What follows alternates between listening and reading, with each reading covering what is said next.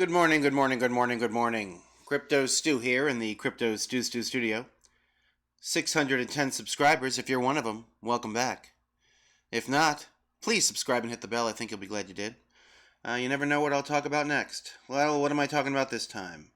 Right now, I am finishing my update on the Polycat situation. In the last video, I said that I would explain why I'm no longer bullish on the fish token, and so I'm going to explain why I am no longer bullish on the fish token. And why make a video at all on a coin that I'm no longer bullish on?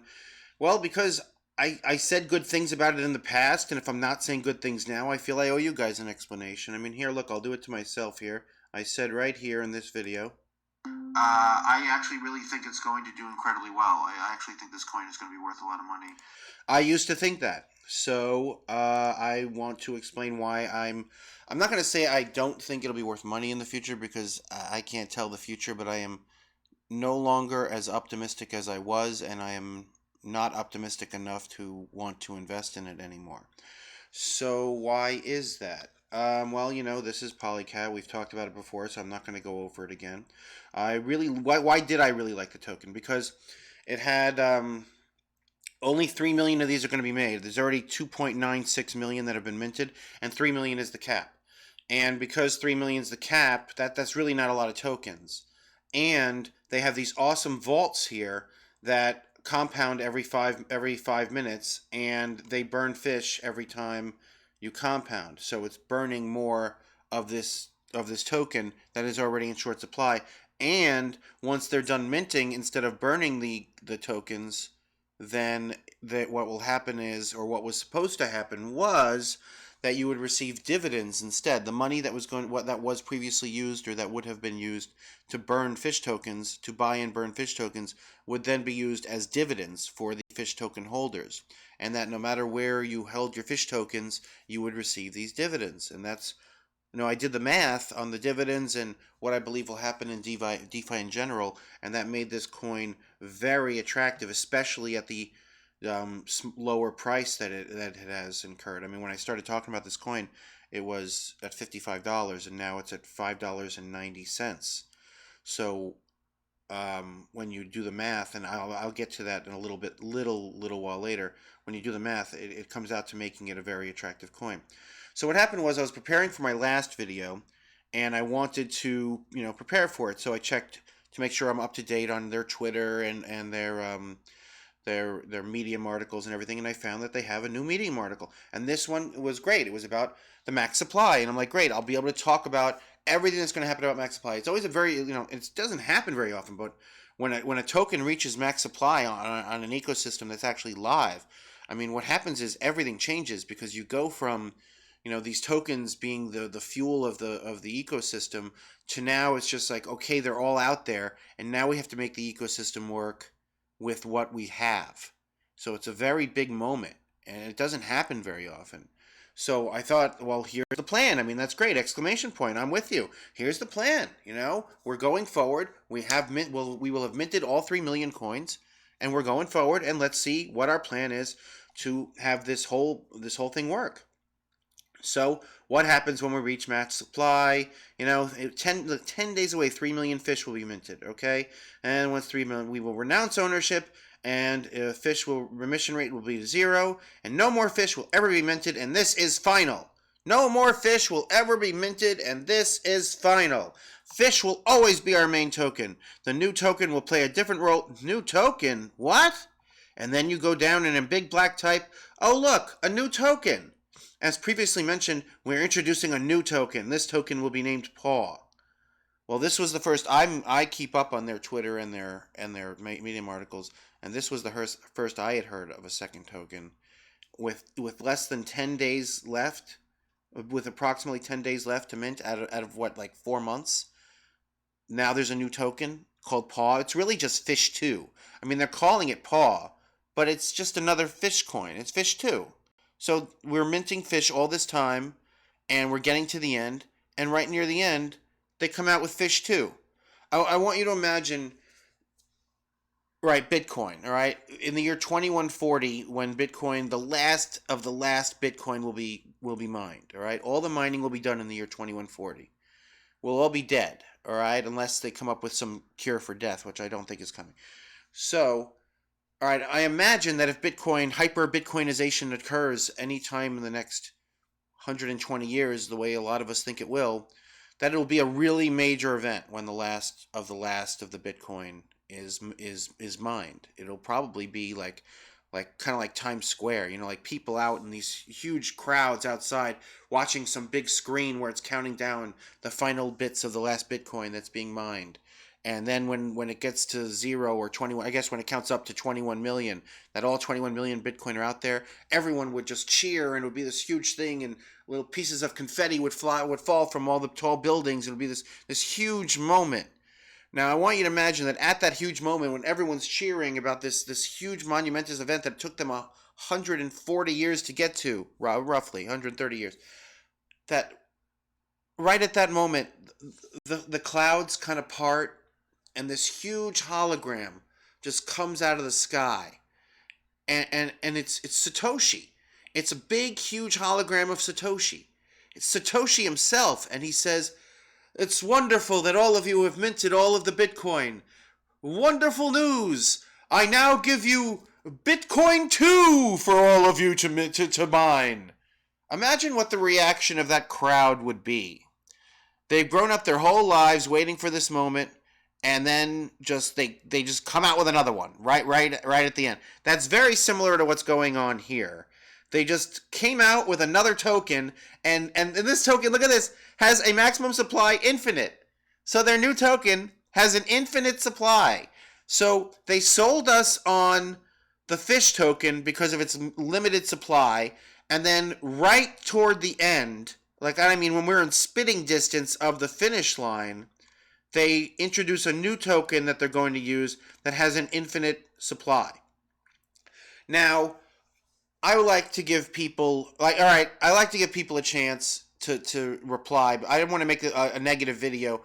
So they have admins who run their Telegram group. So I went on the Telegram and I expressed my concerns. I actually said exactly what I just said to you. I said, "Will you wait till we're in spitting distance of this token being all minted, and then you introduce a second coin?" And it was really very similar to this scene from The Big Lebowski. Like, I'm the Big Lebowski freaking out, and this is how the whole conversation was very similar to. This is our concern, dude.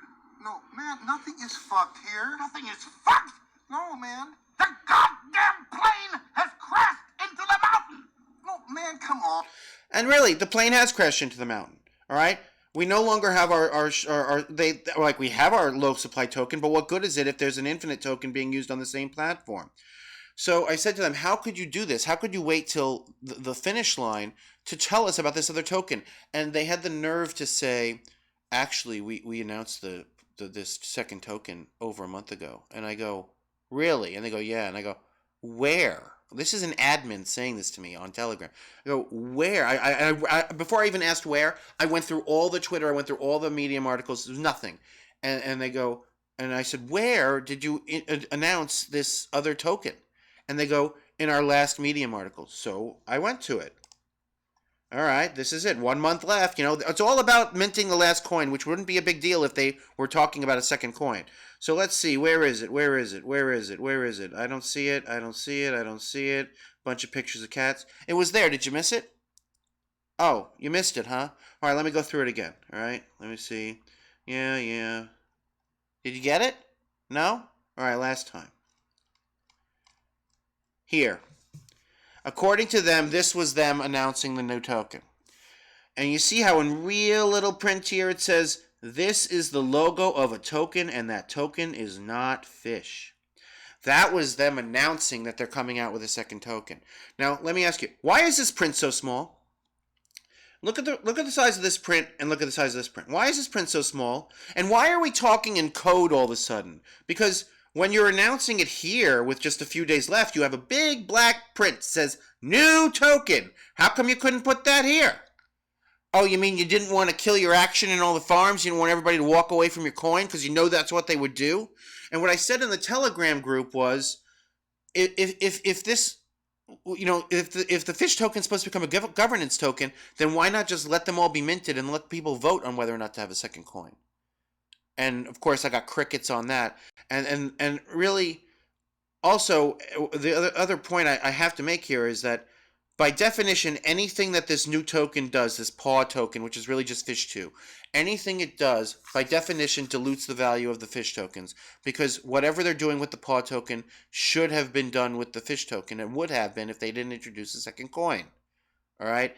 And what I hate is originally the dividends were going to be paid in USDC, and now with this new token, this stupid paw token, your dividends, you see where when we get down here to dividends in paw, they're now paying the dividends that the fish token holders would have received. They're now paying that in their infinite coin. So, and they give an example here about, let's say $9,000 per day is earned in the vaults, and that would have been used as dividends, and now you're going to receive paw. Well, if this was in USDC, this is what made the coin so attractive to me, because I did the math on $9,000 per day, and I figured there'd be about 2.8 million fish tokens that were minted that weren't burned, and that came out to like a third of a cent a day per token, which I know sounds like crap, but it's not, because if you have a third of a cent per day per token, that came out to like, I don't know, $1.14 a coin a year. And if you can get the coin for $5, that's like a 20% dividend, over a 20% dividend. And that's assuming no growth. I mean, I really believe that the vaults are good. I believe that as a sea of money comes into DeFi, these vaults will catch some of that sea. And so the dividends would have been considerable. And it really would have made these fish tokens a steal.